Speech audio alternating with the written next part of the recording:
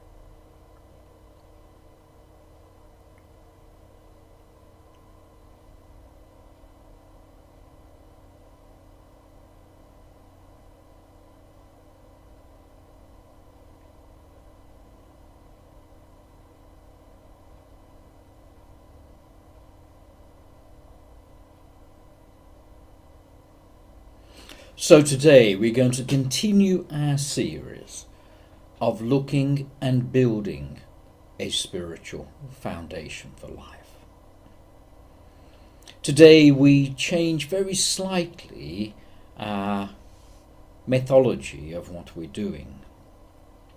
We have a short exercise that I'll explain in a moment, and then we'll have a description of where we are and what we've been doing and what our opportunity is from now on. Then we'll have the healing list of names, and then we will go into how to express and discover what is being told here, and to build your foundations truly with an exercise that you can try. Today's talk is entitled The Bridge, where the monk meets the human. But before we go there is an exercise for you to try. This exercise is for those which are struggling with meditation or do not practice meditation and would like an easy exercise to try. If you are one that meditates quite successfully and efficiently or regularly, this is also an exercise for you to try. But you may extend the time and you may do it more often. This exercise can be done in a formal position at a formal time, but once one is practiced with it, then you can use this exercise in many different parts of your day. You may use it when you are walking and say, I will practice from here to that location there. You may use it in your formal sitting. You may use it when you are interacting with others, perhaps even a client. You may use it for your private time, for your own reflection with you. It may be just before you eat your dinner, or it may be in your very first moments of your day. In fact, you will find that this exercise almost duplicates your very first seconds of waking. And you can use it before you log on to your life, where you enter your username as your name and your password as today's troubles. So this exercise is very useful, and it is very simple. To begin with, you should practice it for 5 minutes. If, and I do say if you enjoy it at the end of 5 minutes and you feel refreshed or invigorated or even joyful, you may extend the time, either by extending 5 minutes or by practicing another time during the day. It is not complex. It is rather simple to do. And if you are in a position, as you hear these words, where you are capable of practicing, then please practice this now with me. But if you are not, you may practice again some other time. This exercise we're going to do just for a few seconds, but the effectiveness is for at least 5 minutes. So be comfortable where you are and sit still. Your eyes may be open or closed. It does not matter. Your ears need to be open just to me for this occasion. After this occasion, you do not need your ears to the world at all. So sit and be here.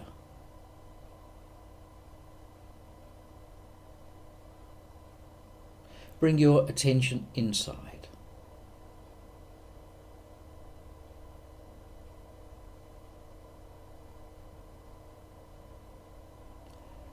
And let go.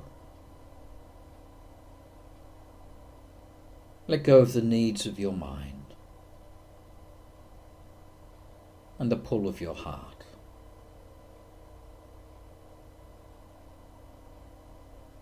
Just let go.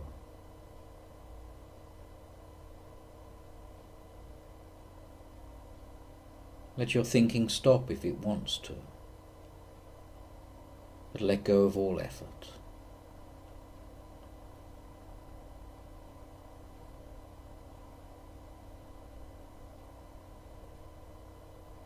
And just notice the feeling inside. once effort, mind and heart have been surrendered.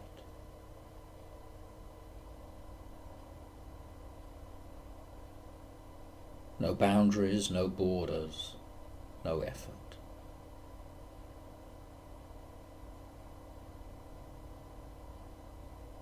Be content breathing.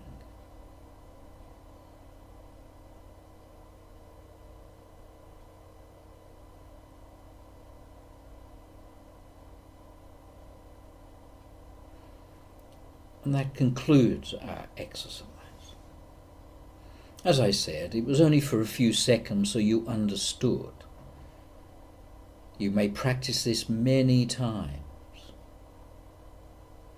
What you should observe is when you let go of mind, heart and effort, is the sense of just being.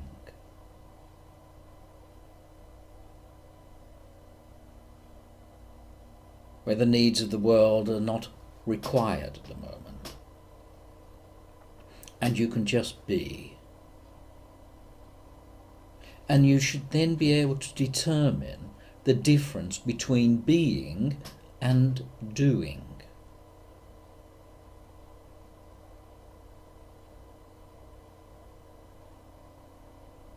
As I said, this is an exercise you can use as a formal meditation style exercise or to interact with other people. And you may find that strange, why I can interact with another person and let go of my mind and my heart. But if you try it, you do not have less contact with the other person, you have more and more honestly.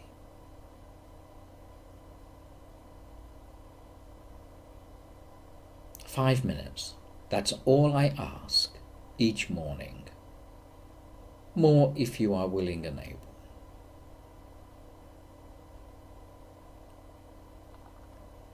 So let us continue with the next chapter of our spiritual foundation. As I said, the talk today is about, or called, the bridge, where the monk meets the human. It is about relationships.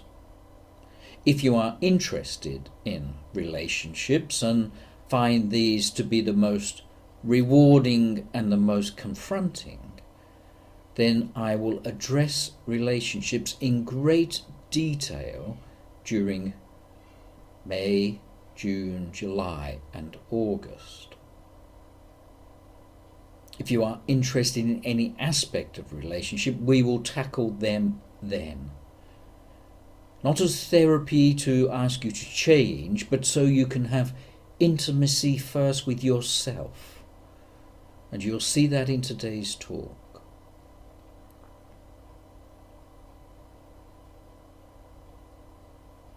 So the bridge is where you consciously show up with courage with relationships with other people. You do this with courage because you are complete to yourself. So far, we have built a house of oneself, where we have noticed in the beginning we were spiritual bypassing and avoiding the reality of life. We built boundaries to stop the leaking of energy away from us. We embodied this house then and said we will live here for the strength of ourselves.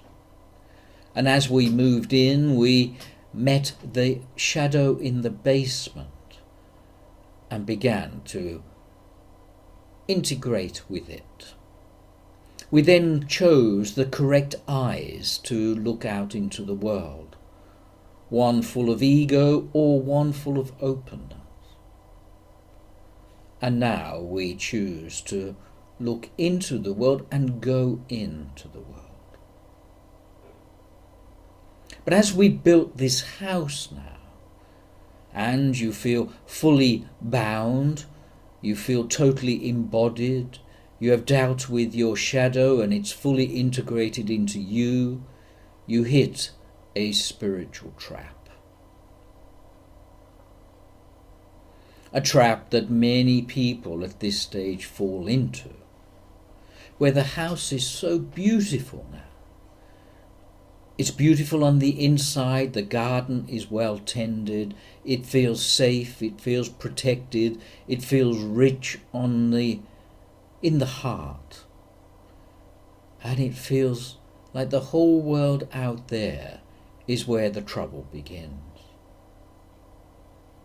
But if you build this house and only want to dwell in it, you have not become a spiritual master, you have become a hermit. And you dwell on the inside, not wanting the outside, and thinking you are safe and protective and comfortable and warm and safe on a cloudy, miserable day. And you refuse to go out of your door, because this is where life exists. But true spiritual life is not about how peaceful you sit on the meditation cushion, but your spiritual understanding is based on how you interact with others. Are you challenged by when your partner forgets to do the dishes, where your boss forgets to acknowledge you for the extra time you have spent? Are you triggered by the bad driving of other people? Are you triggered by poor weather, poor conditions, cold climates, and want to withdraw inside? If you are triggered by any of these, you have not built the foundations we have mentioned so far, and you must go back to them. Most people need to, and it is from now on your work, or the effectiveness of your work prior to today, will become apparent. If you've done your work, you'll move forward. If you have not done your work, your stepping stones will become shaky and dangerous. You may fall off your path. So you must return time and time again through the previous steps to make sure you are wise, stable, grounded, and capable of going into the world. It is not a failure to go back. It is not a failure to repeat, but rather it is a need to get it right. Because now you start to connect to other people, and the getting it right must be first with yourself. You cannot expect them to get it right for you. So go back, look, work, and go back again and again if you need to. And don't admonish yourself for that. That is about the correct work, not the failure, but the success to come. If you have not done this work, right now, forward, you'll be cold to the world. You'll want to charge through it, unemotionally, unencumbered by others, only to get to the end and say, I have forgotten my love. I must go back to the beginning. So if you don't have love in your heart now, and you are not capable of loving others now, well, go back to where you was and do what needs to be done. You will see all of your little errors and mistakes from now on. Not in a negative way, but in a way that you will grow ever more stable within yourself. You see, as you now look into the world, and you choose to leave your meditation cushion alone for a while and start to touch other people, interact with them, relate to them, and you avoid the spiritual trap of boarding up your doors, the building of the bridge is the way you now cross your boundaries, and the boundaries where once were walls become now your chance for intimacy, the chance to relate to others. So you hit a boundary of relatability versus people pleasing. Relatability is not like-ability. If you are chasing like-ability, where you are seen as a nice person, a good person, an honest, honourable person, well, perhaps you are spiritual bypassing. Perhaps you are avoiding something within you that is yet to be dug out and got rid of, or to be faced and looked into. Relatability is not like ability. Relatability is where you can show up to another person with courage and say, I am divine and I have needs. You are divine and you have needs. So the bridge is what joins the two sides together, your relatability and the other person's relatability. Now this can be, as I said, in relationships with loved ones, but it may also be relationships with friends and people you meet, maybe clients. It can also be with yourself. Are you truly in love with yourself? Can you accept with yourself that you are lovable and you make mistakes? Or do you criticize yourself for your mistakes when you forget to do something? You leave the top off a jar, or you fail in the correct way to accomplish a task. If there's criticism, then go backwards. Do the work first. Open the heart and love oneself. All of the previous steps have been about self-love.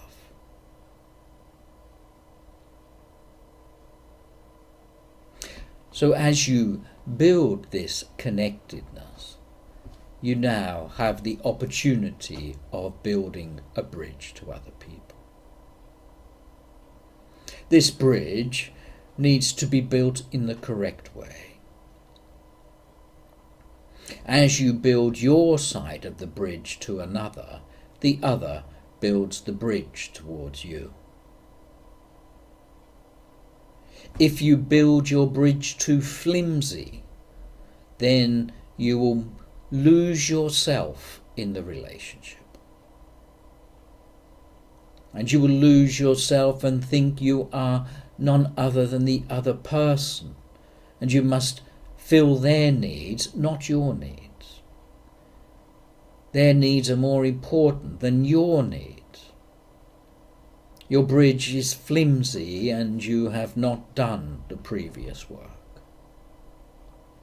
And the bridge will not last long. It cannot. It'll be held together by little bits of tape and glue and a bit of spit here and there, and the hard work of determination rather than the stability of grounded love. These relationships will satisfy just for a while, but they cannot last eternal life, because they were not built with the eternal self in mind. Go back and do your work.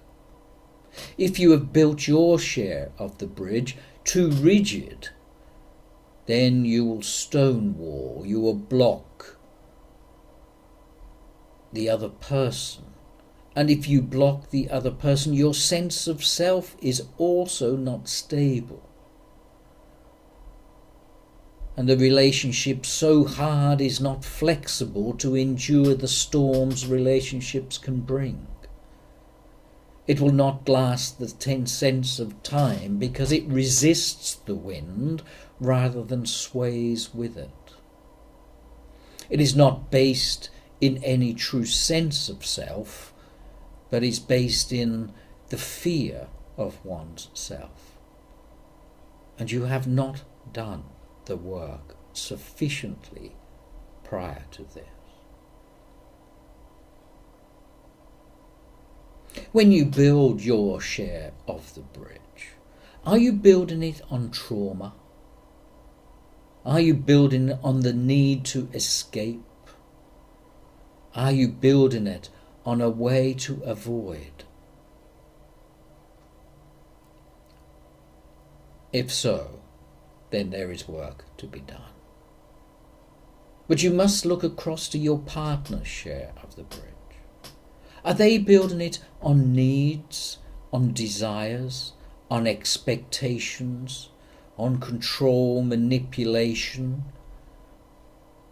of a need for some certainty, some success of their own inner needs? Well, that is their work, and you should decide whether you should build the bridge towards them, as they need to go back themselves and to work through the steps for this bridge to be strong, stable, flexible, full of love, and built so it is despite time, despite bad weather, can stand the gales of torment and trouble which perhaps will come. Your bridge, if it is not in the correct way, in the correct material, then it will not last. It may last a short while, but not for the eternal life. It is possible that you may have a viewpoint of your partner's bridge built halfway, and they are waiting for you. They sit on the end and look toward you. And perhaps they say, put a brick here, put a rope there. They are reflecting what is true. And if their heart is true, they will sit on the end of the bridge and call to you. Not for you to change, but for you to build the bridge towards them. And they sit and they wait and they look at you. They cannot do your job of building your share of the bridge. But they may give help and instruction from a distance. If you are lucky enough to see that, you must choose whether you are capable of building the bridge towards them. Just because they are halfway may not mean that you have to build your bridge. It may not be the right time for you, may not be the right person for you, may not be the right path across the cavern that you must establish. So you may look at the other and say, I honour where you are, but I am not ready today. Because I want to build my bridge that's stable, loving, caring, giving, and is wholesome. And I know I am not that. And this is not an act of rejection, but an act of truth, an act of honesty, an act of beauty.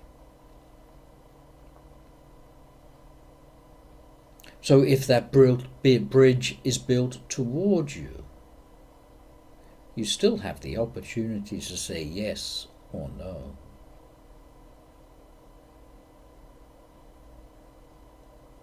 And that is where your opportunity lies. It is not out of lack of love at this time, but it is out of truth and honesty. And you may hear your words knowing that you are not ready. Again, that may not be rejection of the other, but it may just be, I have work to do today. That in fact is love of the other. So this sounds like I am describing just a romantic relationship. But if you are one to sit with clients that need assistance, you may build your bridge halfway to them. And you sit on the edge of your bridge, holding love and peace and truth. And as you do, you invite them to do their work. And you hold that space for them, so they then can put their stepping stones in place as is most appropriate for them. It may take them a day, a minute, 20 years for them to be ready to build their bridge. But you should walk to the end of that bridge each time you meet, with each client you meet. Not with self-protection in mind, but with the open eyes and open heart. Is that not the exercise we tried?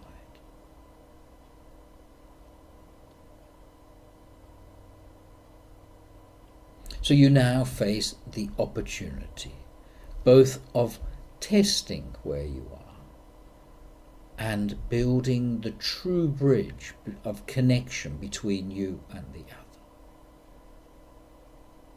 And we will go to that exercise after the healing list of names. May I have those names now, please? Robert, Bella, Linda, Eduardo, Claudio, Stephanie, Lauren, Cotty, Chris, Ben, and Lucy Wielden, Anne and Kathleen, Mary, Geraldine, Penny, Jack Broughton, Sue, Jenny, Christopher, Misty and family, Craig and Harini, Steve, Raquel, Teresa, Jane and Lorna, Maria, Ashley, Jonah, Jules, Stephen, Matthew, Eric, Louise, John, Don, Mirabai, Marianne and Jody, Jill, Katie, Mitch, Bob, Philip, Jolie, Amanda, Len and Bev, Amanda, Menachem, Mika and Owen, Jesse, Jean and Carrie, Amanda Kay, Alex, Abby, Ross, Karen, Aiden, Lara, Emma, Stephanus, Gabrielle, Gemma, Antonella, Carrie and family, Barbara, Sheila, Karen, Tracy, Vince and Irene, Joe and all of Joe's family, Steve, Averill, Maya, Linda, Brenda, Ben, Irene, Clive, Jim, Debbie, Pat, Thea, Monica, Taylor, Griffin, Lonnie, Ron, and Kathy, and may all be happy. Thank you.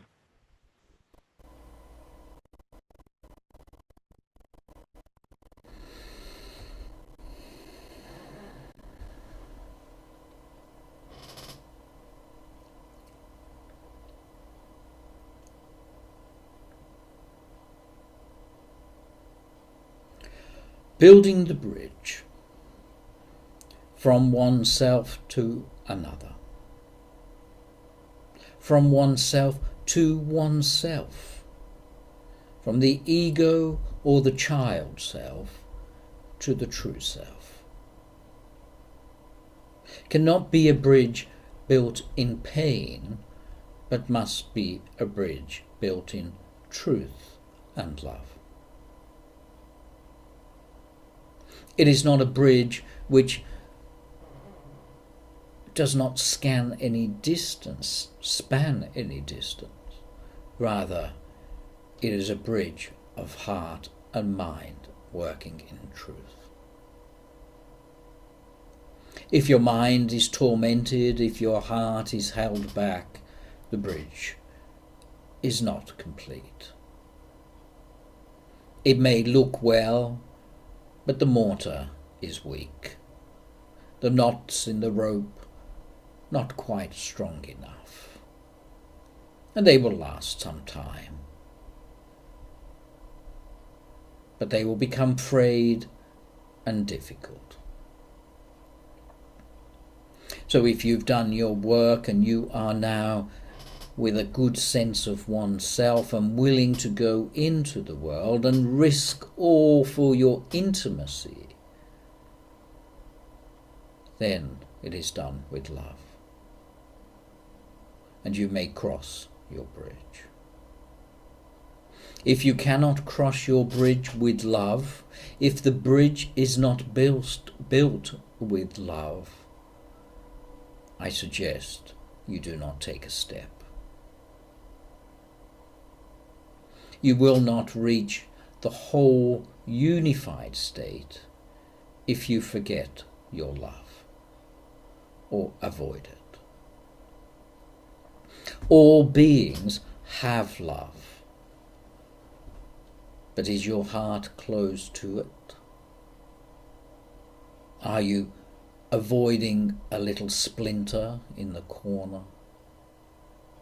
Are you rejecting a pain, thinking I am too spiritual for that pain? I suggest you do not step on the bridge. But if you are, and you have done your work, and your bridge is built, no matter how strange it looks, it is built with truth. It is built despite fear. It is built with the need to be with others. Then you may step across your bridge. It may be built in no more than a single wire or many lanes wide of strong stone. However you have built your bridge, it'll take you towards the most rewarding part of your spiritual journey. So there are exercises that you can do to check where you are. And you should now see conflict, not as it once was thought as something to be avoided, but rather in the new way of looking at it, to see where the bridge is weak at times. So this is like the current warning in your car. The door is open. The engine needs repairing. These are the warning signs that there is a little weakness in the bridge there where a little work may need to be done. So the conflict can be seen as a way of respecting the bridge and honouring the bridge. You should look at your relationship with another, either a client or your partner, or your relationship between the little you, the child you, or the ego or the shadow you, and the real you. You should look at this relationship as thirds. There is a you, there is a me, and there is the relationship. The bridge is pointing to the relationship. It is giving the relationship a structure, a form that you may then hold on to, repair and work with. So you do not honour the other, you honour the relationship. And you may not do something because the relationship will suffer. Even though you may gain, the relationship may suffer. So you honour the relationship first. And your work is the repairing of the relationship. And then the two sides of the bridge meet in perfect unity. And each partner steps a little bit onto the other side of the bridge, while holding their foot on their own side as well. And you honour each other. You honour your client, you honour your friendship, because the friendship is more important. And yet, as I've said many times, it is your nervous system that first registers what must be repaired before the mind sees the error message.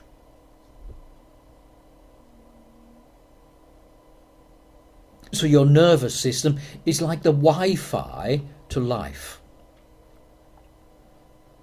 You log into life before you enter your username and password.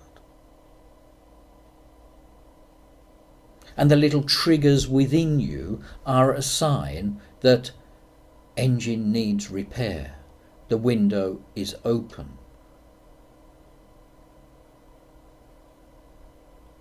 And it is that you address. So as you log into this Wi-Fi, then you can test to see whether you are stable and do the work that must be done.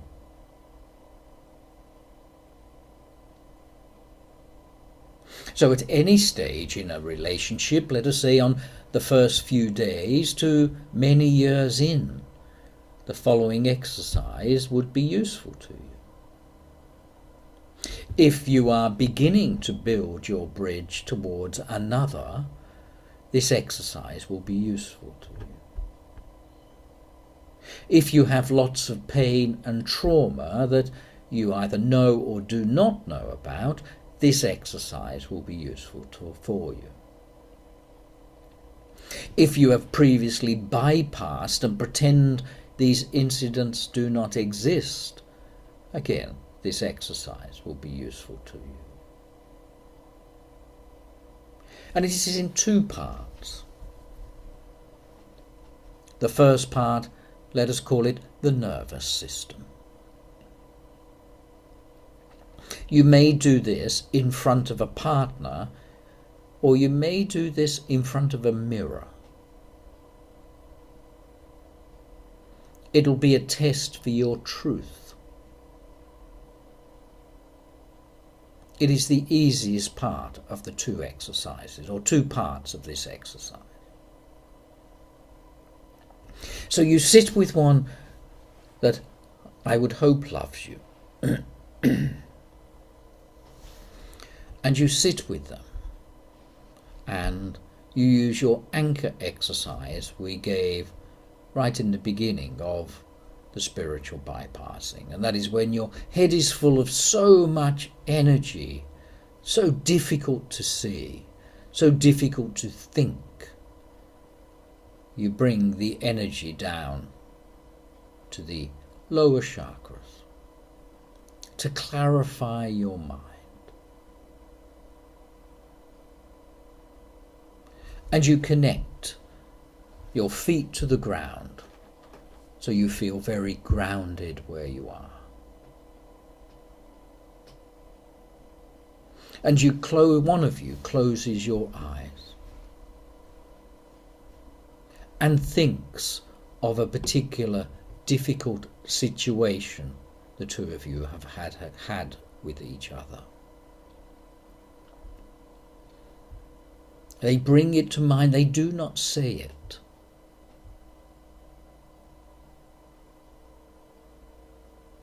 But it is felt within their being. And the one observing should just feel. Feel how the energy is changed, the connection is different, that the openness may have been shadowed by something.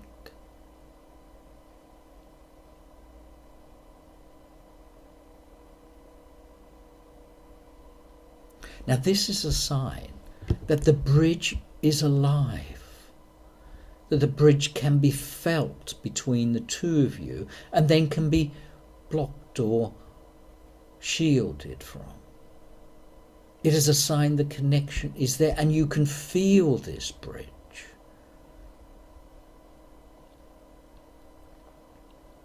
The other should be the observer, and the original observer should do the exercise of thinking of a trauma. So the other can feel the aliveness of the bridge as well. And you can feel the importance of this connection.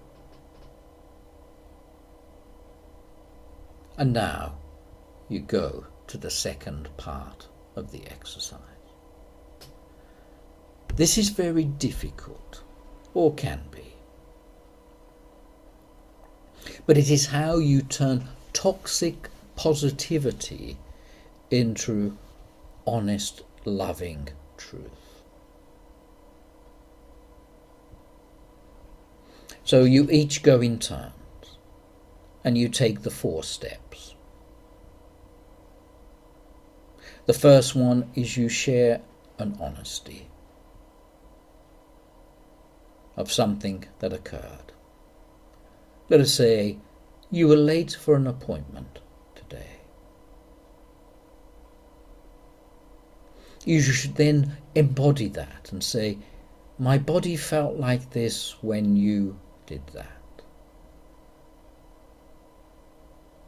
You should then say your story that your mind created around it. You being late meant you did not honour what was important to me, and my mind felt rejection. And the final step is the invitation. Can we work on this together?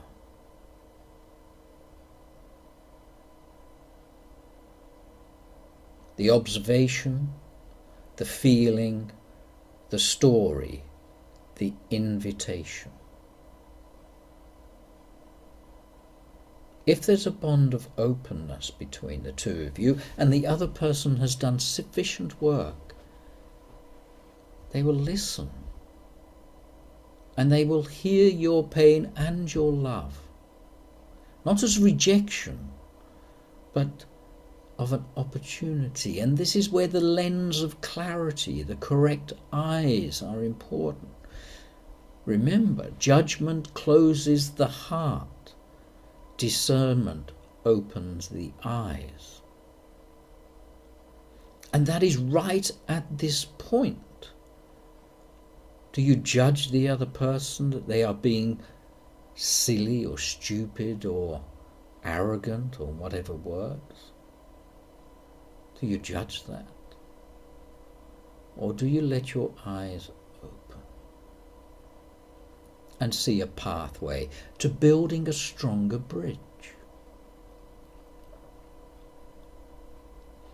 So as you sit with each other in the second part of this exercise with the scalpel to cut away what is not required, when you first look into their eyes before you start your story, notice the tendency to smile to them, to reach out and hold them, or to close from them and grimace and snarl. What does this tell you?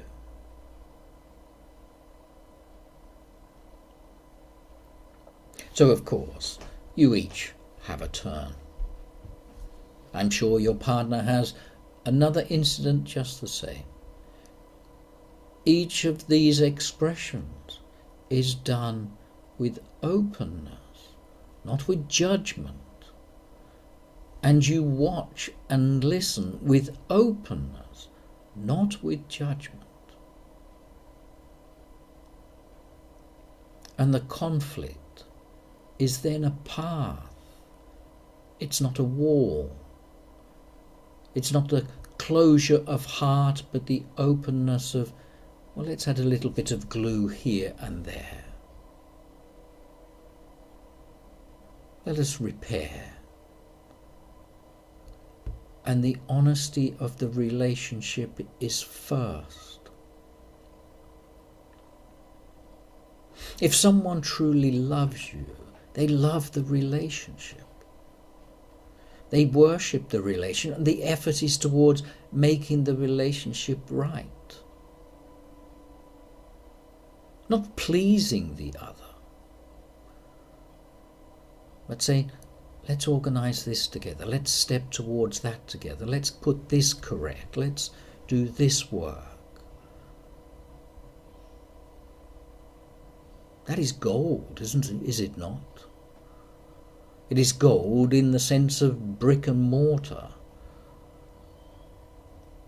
The establishment of stability, not the fragility of trauma bypassing, poor boundaries.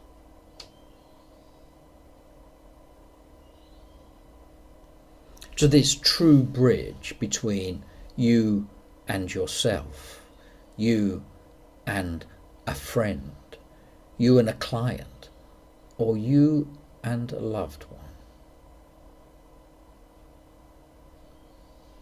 is where the monk meets the human.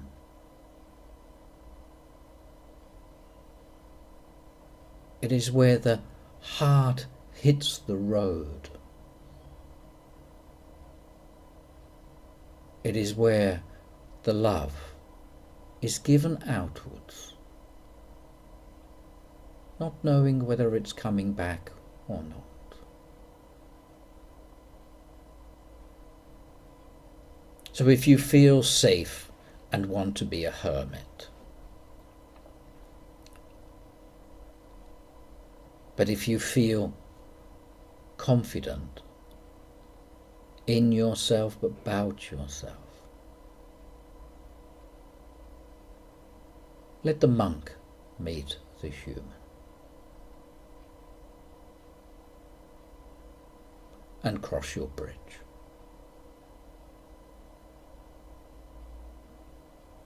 Until next week. Please practice the exercise. God bless you all.